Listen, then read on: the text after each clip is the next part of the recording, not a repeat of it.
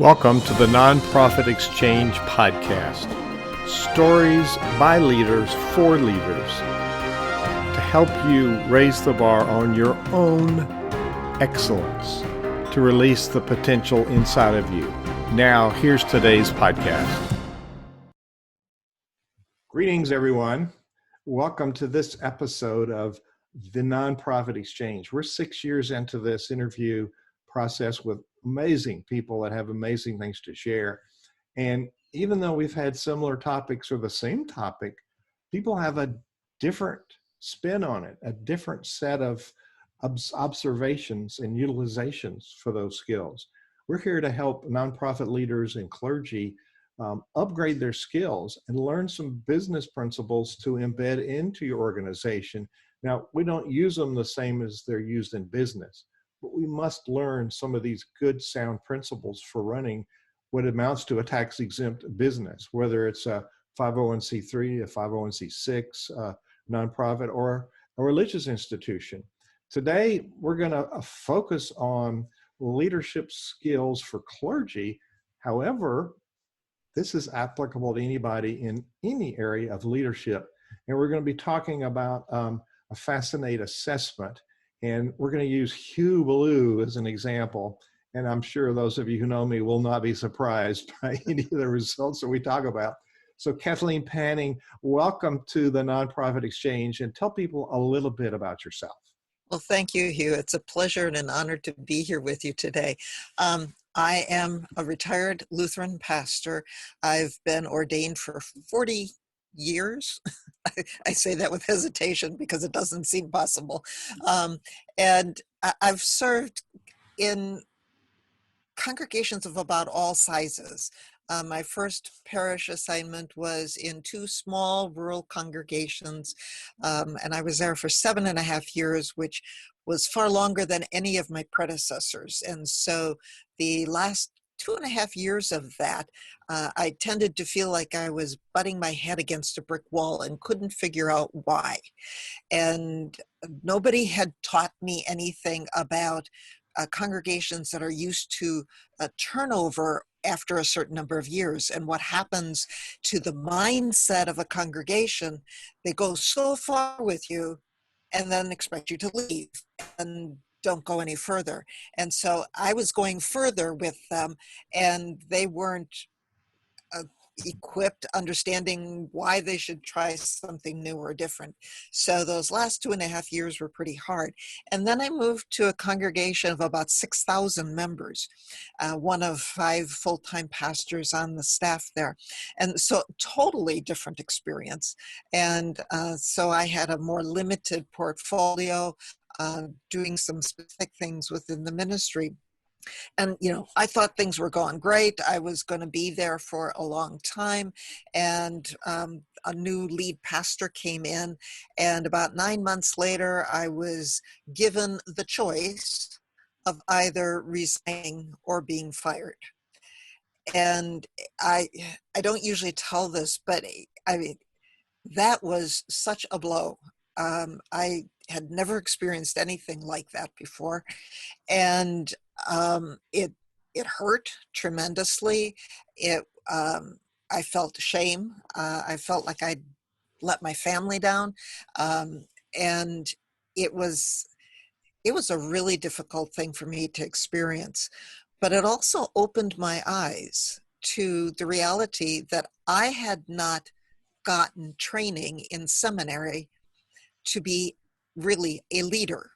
I'd gotten a lot of training about biblical materials, about theology and church history, and a little bit about pastoral care, and some things about worship and worship leadership and those kinds of things, but not about leadership per se.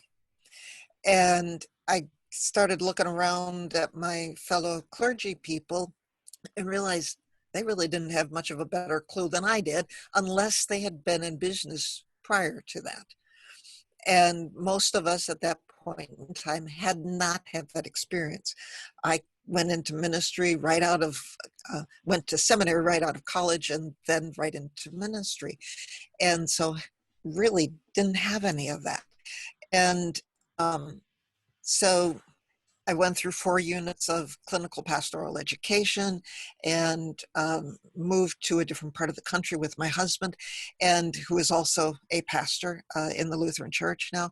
And we became pastors of a congregation together, and which was another dynamic, a clergy couple, and navigating all of that.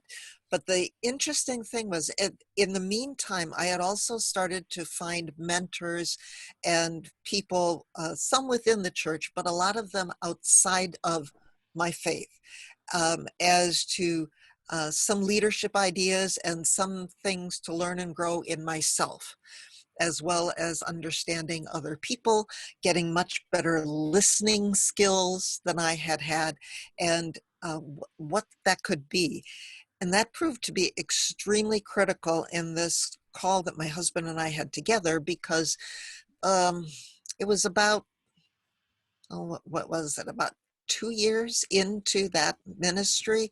The congregation ended up being in the beginnings of what turned out to be a 6-year-long legal battle over where someone was buried in the church cemetery.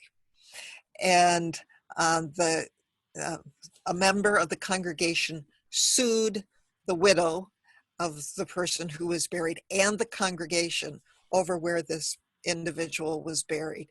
And navigating that with the leadership board and other members of the congregation to keep the congregation hopefully from splitting, and to provide good leadership in that time, it was critical that I had had some of these other experiences, which I never got in seminary and which I hadn't had up until. And so I've continued to learn, continued to grow, and look for people who can help me understand leadership and be able to share that with others. I've been a mentor and field education supervisor for 14 years for students from seminary, and helping them get some ideas and navigating through some of this as well. Now I'm retired and found this assessment tool, which is very different than any other kind of assessment than that I'd ever taken before. And it's turning into a very useful tool for clergy, for nonprofit boards, for the leadership boards within congregations. And it's very easy. I just took it this morning. It didn't take me hardly any time. And then Right. you and I looked at it and says, "Oh, not surprised," but it's amplifying some things that I just need to stay in touch with. It's 74, almost 74, 73 and 3/4. Or I am learning more today than I ever have before. I specialize in leadership development, but I'm still studying it. I'm still learning. So I find people that say, "Oh, I don't need that." And I think, they're dangerous. I spent a 40-year career in the church as well as music director, and from 120 member size congregation to 12,000. So I was one of a cast of thousands, but a strategic position in middle management, because I had the responsibility for designing and leading worship in multiple forms. Now, the Lutherans have a little more, I think, a little more rigid pattern of worship than Presbyterians or Methodists. We've sort of gotten away from our book of worship or book of common worship. I'll tell a funny story of myself. I was in Moorhead, Minnesota, and with Concordia, studying with Renee Clausen, famous Very sport. Lutheran territory. Yeah. Oh, yeah. So I was there on a Sunday, so I made the mistake of looking for a Presbyterian church in Minnesota. They're there. Very rare, very rare. So it doesn't matter what name you have on the door for the institution. The problems that you've identified are generic, and it's not just clergy, but you're so right. There are very few seminaries that do a program on leadership. Now, my friend Bishop William Willimon was on this show last year, and he's out of the bishop episcopacy. He's back at Duke Divinity School, and he's teaching clergy students divinity students about leadership, because he said nothing happens without leadership, and we have a huge deficit. So Yeah. he had a little different take than you're going to have. So tell me, why is it important for us to know more about ourselves that we get from an assessment? Now, there's multiple assessments out there, and you and I talked before we went on. So it really doesn't matter the instrument. I particularly like this one because it's easy to take, and there's a lot of information on the back end, which is pretty right. I mean, it's dead on for me. So Mhm. why is having this view of self and this view of how others see you, how is that helpful to the leader first? Then after that, let's talk about how it's helpful to a board or a congregation or a membership of our charity. Right. Well, first of all, just to make sure people understand, the other assessments like Myers-Briggs, DISC, Kobe, all the ones that Strength Finders, all of those, they're very good. They're based on psychology. And this one is not. It's based on anthropology, neuroscience, and a bunch of sociology and a bunch of other things. And it's also marketing. The woman who developed it, Sally Hogshead, comes out of a marketing background. And she was an award-winning marketer in her mid-20s, which is highly unusual. And she developed this after a 3 year period of intensive study to try and figure out, there are certain brands that attract people, and why. What is it about those brands that people find fascinating? Things like Nike. She helped develop the tagline for Nike. You all know that. Just do it. Just do it. And so why is it that people find that kind of a brand and that tagline fascinating? And so that took her on this road of discovery and the study. And she came up with this assessment and narrowed it down to the most essential questions, 28 of them, as opposed to the other ones that have like several hundred perhaps. So that's why it only took you about 10 minutes to do this. And yet it's spot on. This assessment does not tell us how we see the world, which is what the other ones do. This one tells us how others see us. I call the other ones an inside-out perspective. This one's an outside-in perspective. And I don't know about you, Hugh, but when I was growing up, there were things about the way I did things and whatever that some people said were great, but there were other things that people said, oh, you should be more like so-and-so. I was a quieter kid and not as outgoing and there were times where people would tell me, oh, you need to be more outgoing, you need to do more of this, you need to do that, more of that. And yet they were taking one of my God-given gifts and saying it's not right, it's not good enough. And so the outside in perspective here helps us see some of those God-given gifts that sometimes we don't know that other people see in us when we're at our best, and how those gifts can really be tools and God-given ways to share the message. For clergy, it's sharing the message about God's love. And so one of the reasons I really love assessment, because it helps us see ourselves a little bit better about how others see us when we are at our best, and how to then maybe use that more as we are a leader. What are the gifts that we have that can help other people see that message? What are the gifts that we have that we can use to bring other people along, and to open up and to develop the ministry of the congregation? So I think what this prompts a question for me. Um, and I've always had a problem with how we interpret the golden rule. Hmm. You know, treat others as you would have them treat you. Well, no, I would, if people do that to me, I get angry. I want them to treat me like I want to be treated. And not everybody has the same standard. So if I treat everybody else like I want to be treated, they get upset.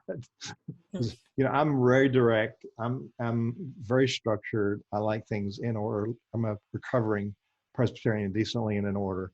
It's it's there's a way I see the world, and doesn't mean it's right or wrong. It's just my preference. So talk about how Fascinate helps a leader to understand others, not only yourself, but others. And do they have to take the assessment for this to be effective both ways? Um, it helps if you take it, if like everybody on your leadership team or the staff were to do it. But even as the, if you're a solo pastor or priest, rabbi, imam, whatever in your community, you can still do this. The more you understand this and all of the variety of ways that this comes through, be able to start seeing the gifts in other people. Let me give you an example. One of the congregations that I served, there was a young, I would, a younger man on the church board who was working with the youth. And he got all excited about, they were going to be going to a national gathering in summertime. And so he got all excited about that and started some way of doing some fundraising and getting the kids involved with that. And after a couple of months at the board meeting, people were asking him how things were going. And then he was saying, oh, we're working on a ski trip. And it's like, all of a sudden, what happened to the other things? And so he was so excited about each new thing that sometimes the ball kind of gets dropped or got dropped on what he was starting before. And in the Fascinate material, he would be somebody who is high in innovation, very creative, always loving new ideas, and a fountain of new ideas at times, if really, really high on that. And somebody who gets one idea and is there for a while, and then it's on to the next one, and on to the next one. And sometimes those other things got, dribbled along down the way. And that got very frustrating to other people on the committee and to the other adults who were helping with the youth group. But as I got to understand and thinking back, because I didn't have this when I was at that congregation, but thinking back on that, to be able to then pair him with somebody who is more detail oriented, who could help keep him on track and focused, and could help do the planning and the other things that were important to following through, would be very helpful. So instead of seeing him as, somebody who can't get things done, could see him as somebody who had a wonderful gift of being very creative, and then pairing him with somebody else who had another wonderful gift of the details and the follow through, so that together that would be much more advantageous. That is brilliant. I years ago interviewed another friend, Cal Turner, who went to his leadership board at Dollar General and said, my father founded this company and I got this job as chair of the board and president because of my genes, not my skill. But you got the skills, I've got the vision, we're going to go public. And what he said to me is, Hugh, leadership is about defining your gaps and finding good people to fill those gaps. Right. And we teach in Center Vision, we don't teach strengths and weaknesses. We teach skills and gaps. Just because I don't do something a certain way as like somebody else, or that's not my top skill, doesn't mean I'm weak in it. So what I do is I find somebody to do the editing for the writing that I do, because and she's watching this, because I throw out a bunch of ideas and it's hard to go back and see it what I've written and proof it, and then see if I've said something dumb or said the wrong word, like two or two, Mhm. spelled it incorrectly. And so looking at those gaps is probably letting go of some of the old habits that we inherited or we experienced. So part of the self-discovery is looking at our blind spots. Now, I just took this morning, and what did I come out? Bulldog? What was I came out? Ringleader.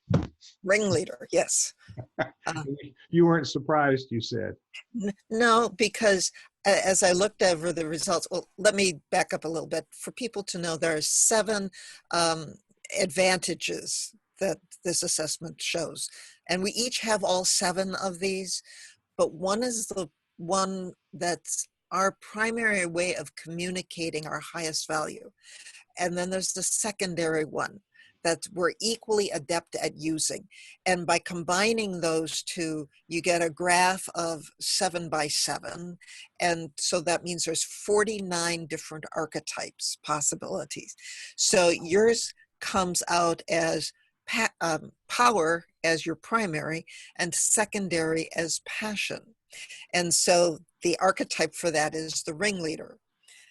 But if we flipped those and you were using more of passion and power was taking a back seat at a moment, you would be the people's champion. And so we can easily flip back and forth between those. So So it depends. I'm sorry, what we just talked about, to keep going there, if I have another person or other people on my team that have taken the assessment, can then I find the person with the complementing skills that would Right, fit in there? Okay. right, right.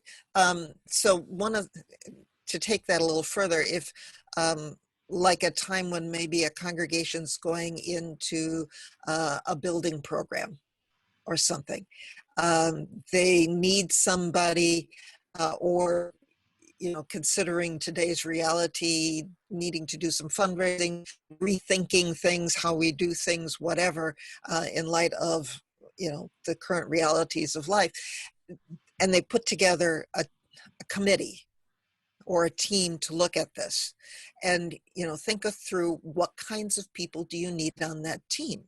If you put together a team for building a new building where everybody's got a vision of what the building should look like and what it all needs, and you don't have somebody in there with all the details and who can do the budgeting and the financial stuff, things aren't going to go so well with that.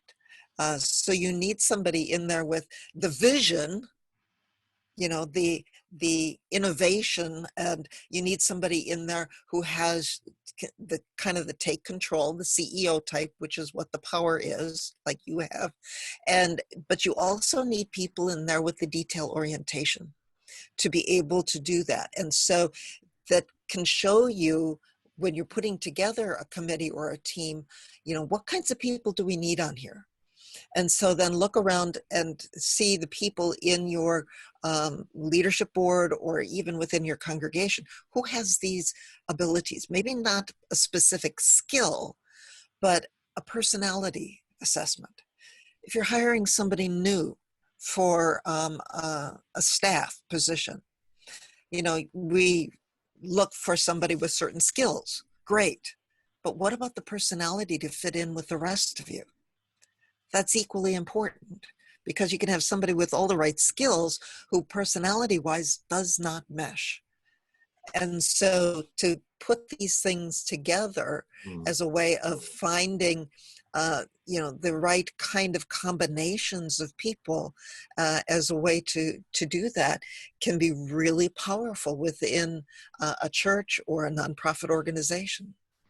Now, this word power is empowering. It's also disturbing, because part Hmm. of my methodology is teaching that, well, the conductor, let's take a conductor paradigm. Now, Right. a conductor is perceived by non-conductors to be a dictator. Well, Ah, I got to tell you, I got this little stick here, and this little white stick doesn't make, I can't make anybody do this because I can't beat people with it. right. So the conductor is an influencer. We influence people. Now, in Atlanta, I hired members of the Atlanta Symphony, very, very tight union, very precise.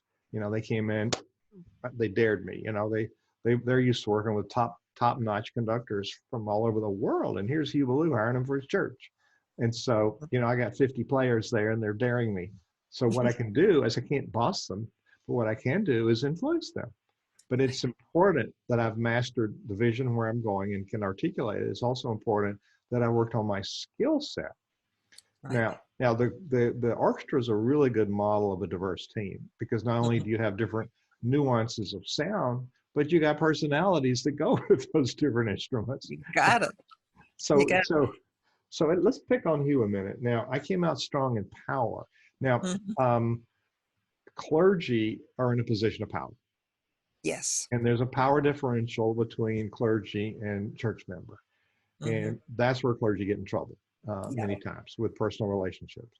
So there's the improper use of power, and that's not just in the church, but in the church it's magnified because people, it's the pastor.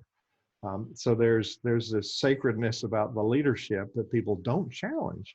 Now we're starting to challenge some of the misbehaviors, but there's a paradigm there that clergy play into and the congregations expect. So there's the power piece, but there's also the functioning piece, the over functioning.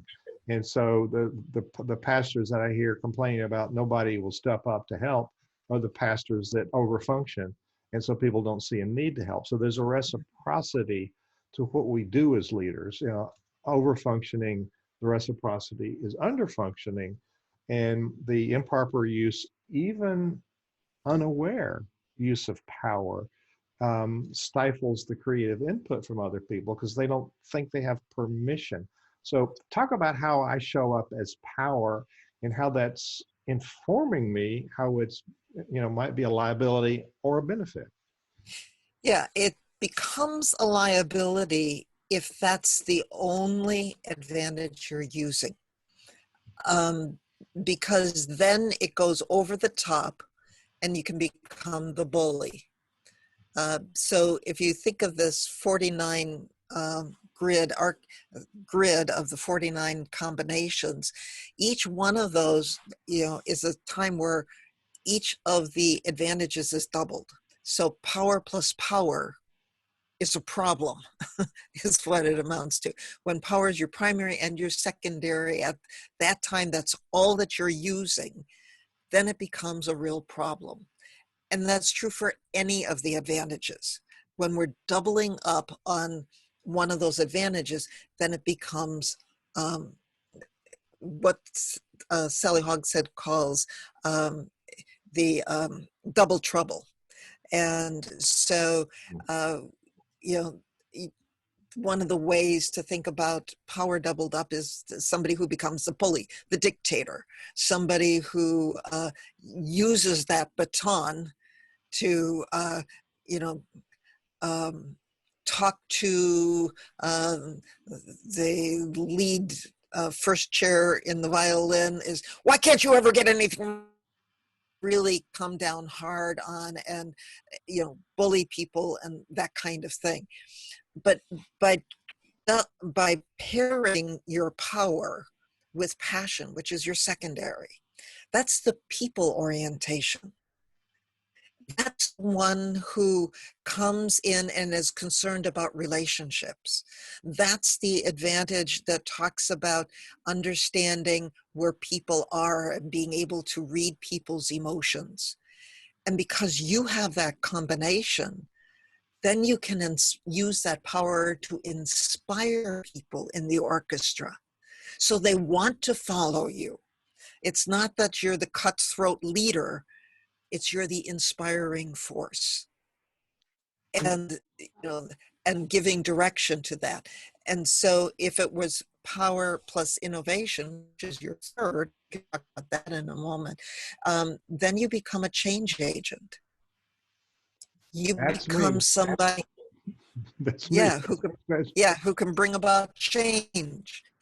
So when you draw on that innovation part of you, you can help them change their perspective on how a piece sounds. As a leader in Synerversion, you can help people understand some ways to change their behavior and their leadership styles. That's the beauty of it. And God has called me in many of my ministries to be a change agent.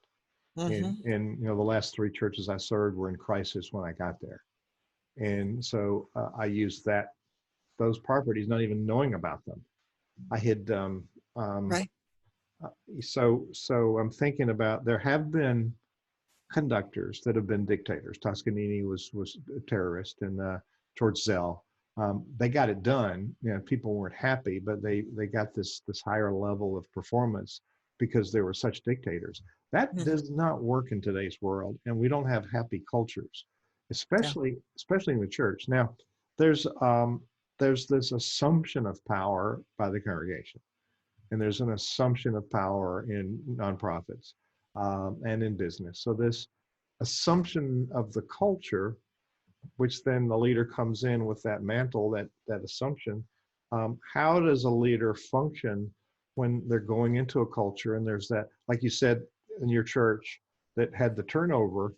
There was an organizational memory, and they were ready Mhm. for change. And I served a church in Alabama that had an 8-year cycle, and they sent the preachers out. I saw 3 in a row with arrows in their back. It was a hatred Mhm. thing. So there's Yeah. this culture thing. So when we come into a situation, how do we embrace what we learned from the Fascinate assessment to then become a better, more effective leader? Well, one of the things to know is not every pastor has power as their primary advantage. In fact, probably not a lot of them. Um, More of the ones might have passion as their primary advantage. And I agree with And that. I think it's the so, system. I think it's the right, system that imposes it on them. right. And so if the system's imposing something on us that is not consistent with who we are, then you're going to have some tensions there, because they're going to be looking for us as a pastor to be a certain way and do certain things that's not really within our personality to be able to do that, at least not well. And so that part of that then becomes talking with them and saying, this is who I am. And these are the gifts that I bring, and how I can lead you with these gifts. It won't be in the same way as, Pastor so-and-so who was before me, but it's still a type of leadership. And to help them understand that there are multiple ways to lead, and it doesn't have to be a top-down power differential. Um, Again, one of the congregations I served, the previous pastor, and in fact, it was the one where my husband and I served together. The previous pastor had been what in Lutheran circles is called a hair pastora person. I'm in charge. You do what I say. I put a rubber stamp on everything, and if it doesn't get my rubber stamp, it ain't going to happen. So, that was perception, and the church board really felt totally disempowered to be able to do anything.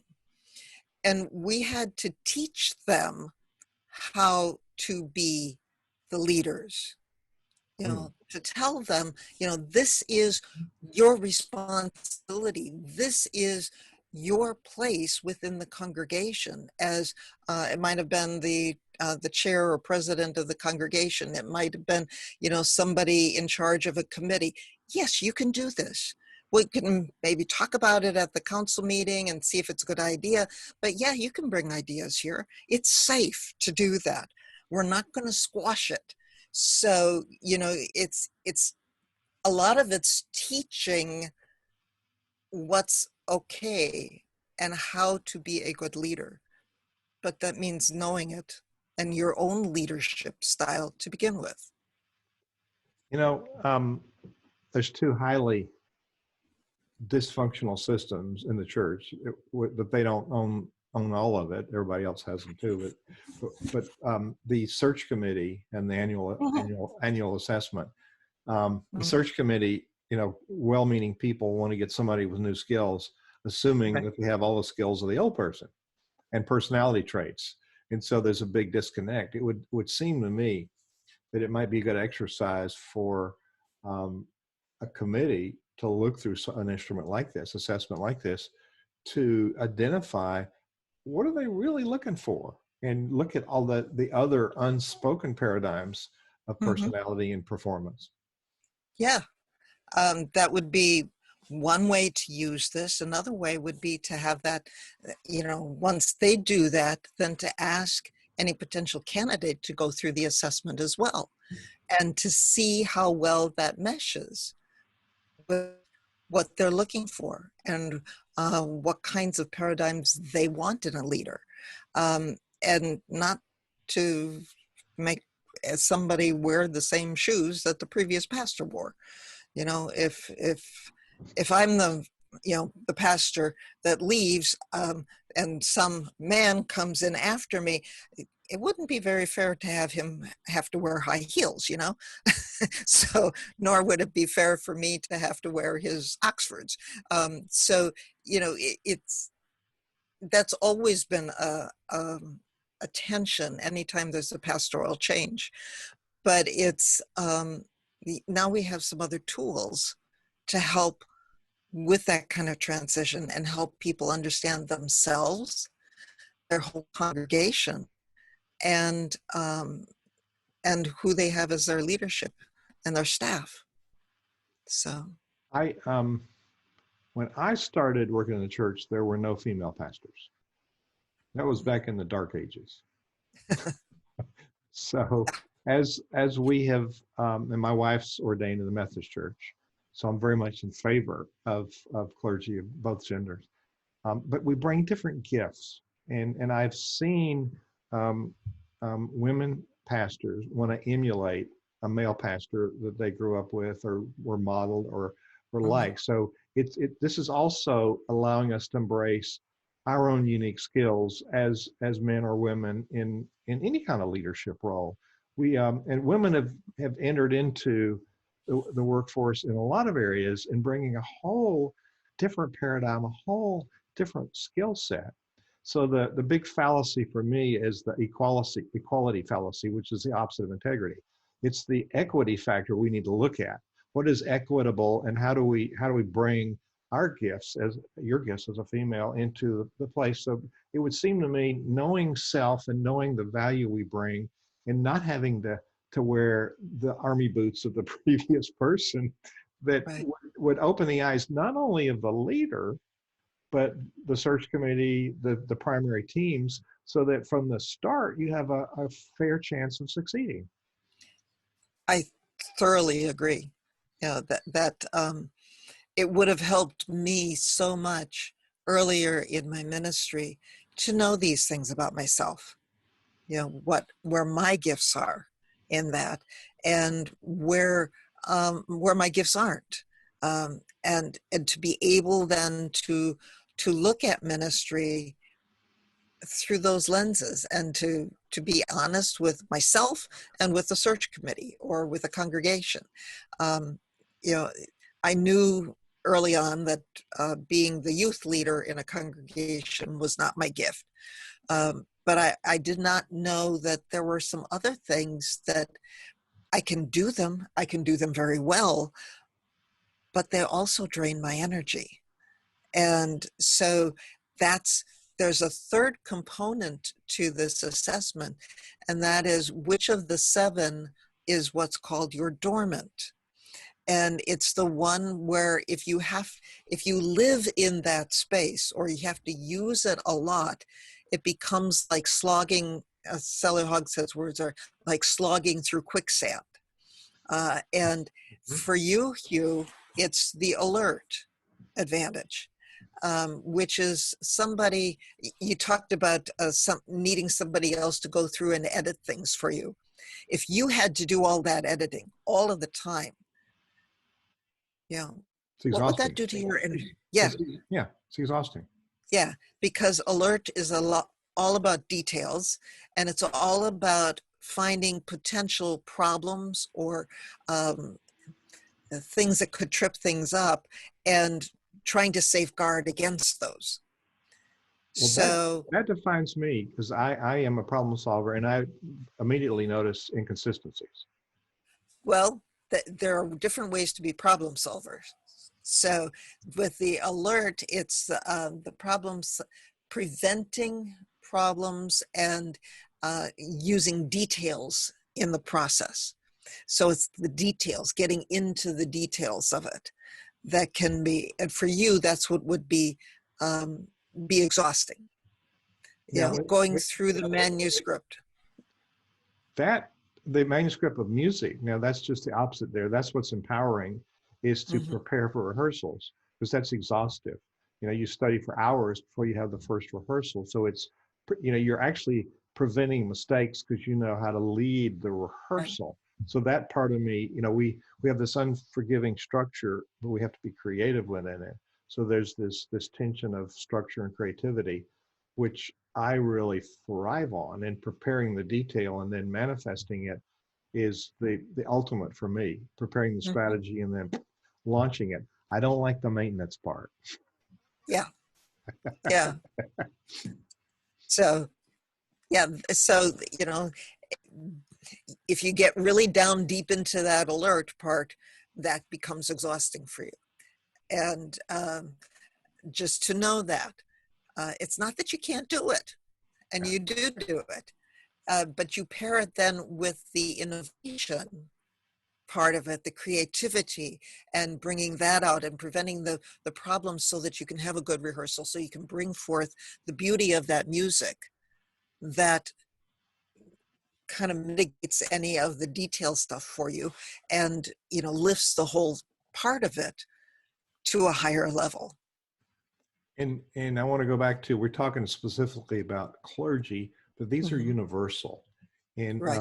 I've had a term as well. I've been a guest conductor for the symphony here, but I've had a term as the president of the board, and I took a second half of an unfulfilled term for various reasons. But I'm building on what the past person did, and I'm setting it up so the next person can build on what I've done.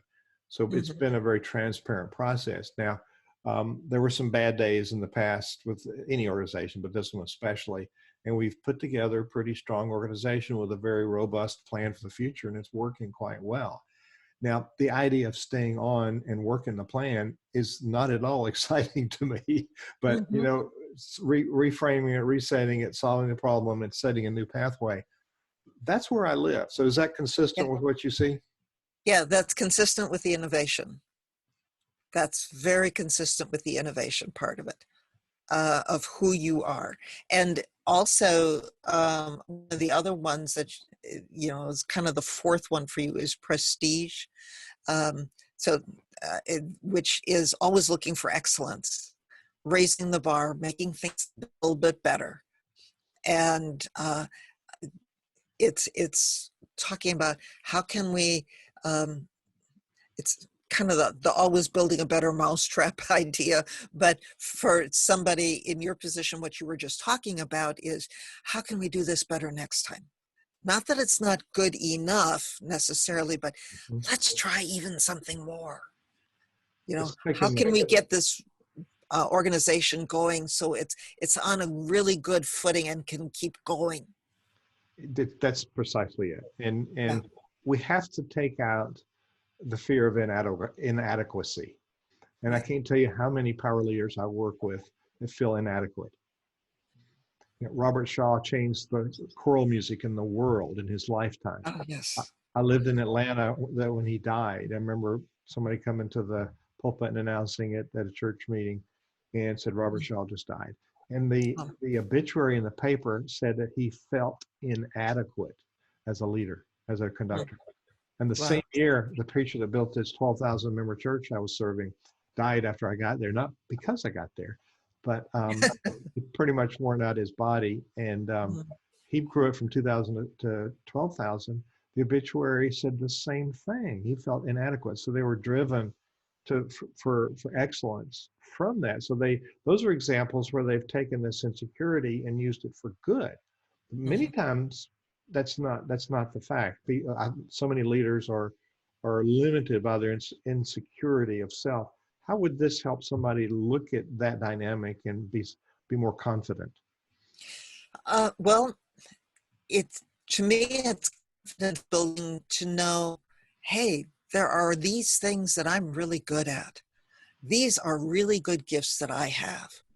And I can use all 7, but this one and the second one and maybe a third one are things that I can really excel in and be good at.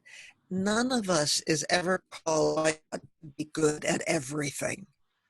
So, to take that myth away from ourselves and feeling that we have to be all things to all people, which there are a lot of clergy who feel that way, but you know, um, but to see, here are ways in which I really add value and really good value, and to play up those parts of ourselves, um, not to a point of being, haughty or inappropriate in any way, but to say, this is the gifts God has given me.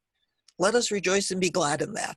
And let me use these gifts in my ministry with you to the best that I can do that. And, and then let me draw on the rest of you to help with the other parts of this, because we are a congregation together.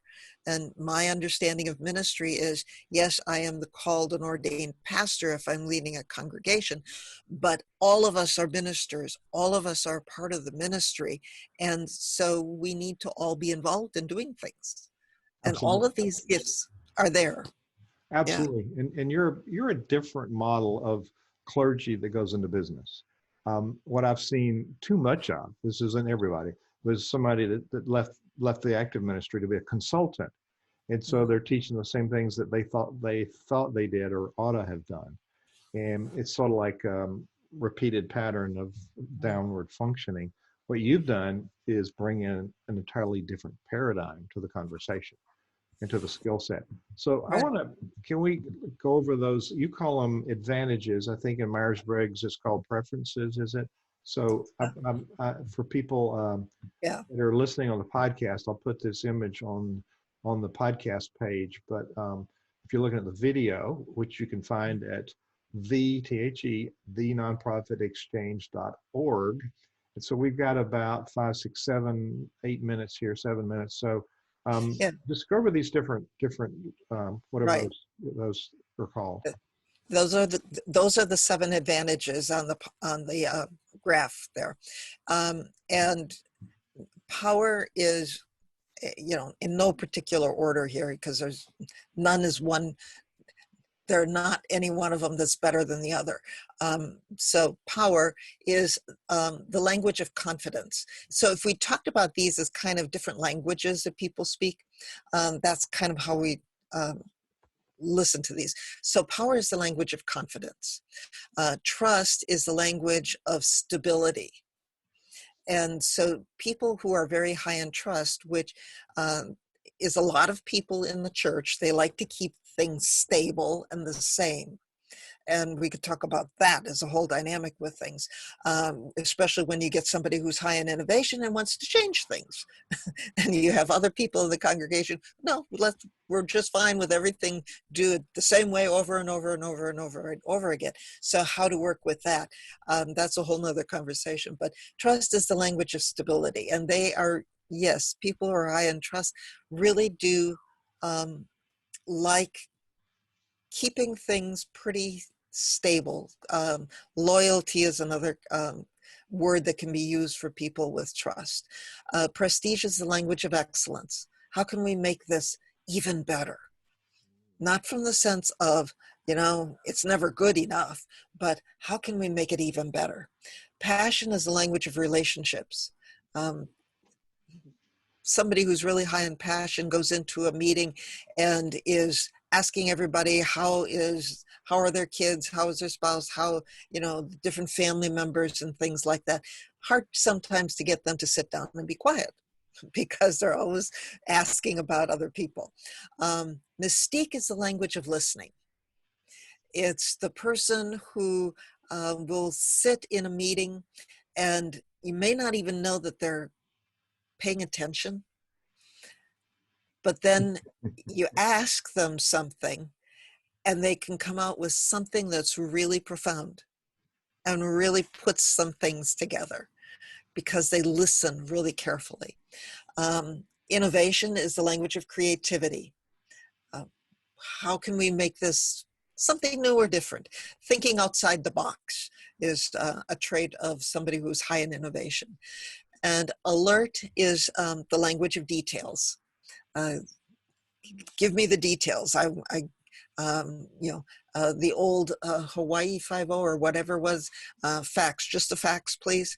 The detective type of person wants to get in there and find out all the details, a researcher type of person, that kind of thing. And so those are the 7 advantages, and you can combine them in 49 different ways.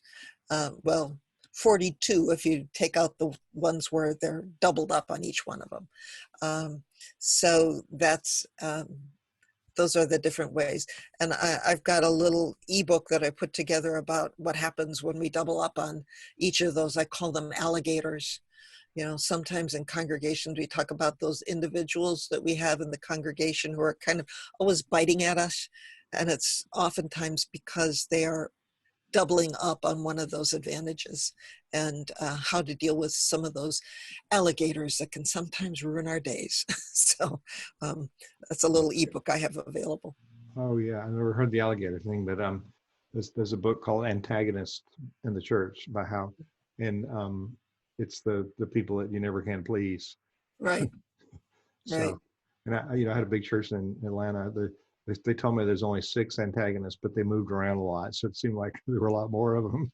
Uh-huh. It's remarkable. Yeah. It's remarkable, Kathleen, how what you just went through piggybacks on what I've been teaching for 32 years, and not even knowing this existed. So there's a lot of consistency. We could have been siblings. This is like see the world through some commonality. So. Well, except my archetype is very different than yours. So, and I'm the detective. So I'm alert and mystique. I'll try to behave. No, you don't have to do that. But I also have high innovation in there. So that's my 3rd. So I'm all the way to 10 on innovation, passion, and power. Now, does somebody ever have one that's way up and others way down? Yes, that does happen at times. Yours are a little more even all throughout all of this, but there are people whose primary advantage is like at the top of the chart there, and then their dormant is quite a ways down, and maybe even 10% further down than that. And some of those, now, one of the things we talked about beforehand, there looks like 3 of them are all even on that bar graph. And I'm talking about power and passion. Power as your primary, passion as your secondary. So how do we differentiate between those? And innovation looks to be exactly the same. And if somebody looks at the pie chart, all 3 of those are 16%. Yeah. But there's a little explanation next to it, a commonly asked question. There's the assessment has questions that kind of break ties, and so breaks it up between even down to 0.1%. So even though it looks like all of them are the same, can be very off. In the pie chart, they're all at 16%, but one could be 16.5, another one could be 16.1, and another one could be 15.8.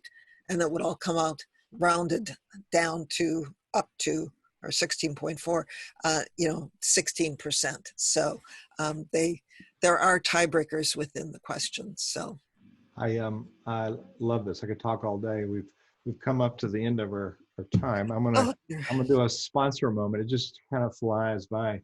I'm gonna do a sponsor moment, and then I'll give you a chance to give a parting thought or a parting tip. And I want to make sure people, and I'm going to put it on the page for this interview. But your website is you've got a website somewhere. I'm looking for. Yeah, it needs some work, but it's there. Okay, I will put the link to where they can find you and have a chance to network with you and have conversations. and talk about how this could be advantageous. There's so many really good uses for this particular assessment. There's so many out there, but this coming from a different world, like you explained, not the other instruments assessments are from psychology. This one's from a different place, so it's fascinating. So of course it's fascinating. Yeah, yeah. So our sponsor is WordSprint. WordSprint prints nonprofit performance magazine. You can find it at nonprofitperformance.org, nonprofitperformance.org. We're about performance and how do we raise the bar as leaders on our performance. So when you go to nonprofitperformance.org, you'll see the magazine. You can read it online in a flip file, but you can go to WordSprint.com. Bill Gelmer and his team will help you stay in touch with your tribe. You send out an annual letter raising funds, and we're coming to you now in the middle of this being sequestered at home, quarantined at home because we've got this virus going around the world that we can't see. So we're rethinking how we engage with people and rethinking leadership. It's really important to stay in touch with people that matter. So Bill's process is mail. People get the mail, they have it in their hands. So it's the right message to the right person and the right frequency. So we want to stay in touch with people. So when you do come back to them and say it's time for their annual donation, they know about the work you've been doing. They feel like they've been a part of it and they know that you've used their money wisely.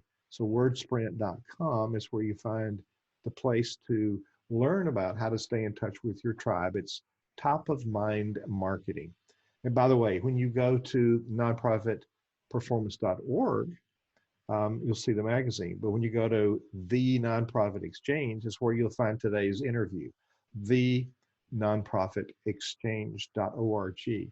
And when you get there, you'll see this interview along with 6 years worth of other really powerful interviews. So pick one that you like, give us some comments. But at the top of that page is a little blue join button. This is where people get together. Leaders have peer-to-peer sessions on forums. Every week you get time with you. We have all kind of resources available for you. So look at the community. So when you go to the nonprofitexchange.org to look at this podcast, this interview, check out the membership of the organization. Kathleen, I got so many neurons firing here. What do you want to leave us with today as a challenge or a thought? Oh, gosh. Well, another possible use for this for clergy is in working with couples. The assessment can be used with teens down to the age, or from the age of 14 on up. So in my view of this could be used with teenagers learning about themselves, college students, or post high school age. What do I want to do with my life? Who am I supposed to be? Where are my skills to go forward? With couples, with families, with congregation boards. It's got so many different possibilities with it. It can even be used, in my understanding, to help envision who your congregation is as a corporate group. What's the personality of your congregation in this paradigm? And what does that mean about your ministry? Who are you perceived as in the community? What does that mean? Especially now as we think about, like you said, going forward, how do we reimagine some ministries? What can we do maybe a little bit differently and be a little bit creative about that type of thing? So people can connect with me on my website, aflameministryconsulting.com, and also on Facebook at A Flame Ministry Consulting. Those are the two easiest ways to get a hold of me. And we'll put those links on the page for the podcast. So Kathleen Panning, Reverend Panning, thank you so much for sharing your wisdom with us today. Thank you, Hugh.